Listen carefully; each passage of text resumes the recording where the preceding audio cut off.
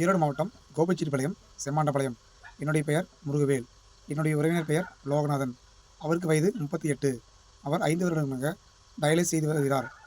அவருக்கு கோயம்புத்தூர் சிறு சேவை அறக்கட்டளை மூலம் ரூபாய் 10,000 மருத்துவ உதவி செய்தார்கள். மருத்துவ உதவி செய்ததற்கு சிறு சேவை அறக்கட்டளைக்கு ரொம்ப நன்றி.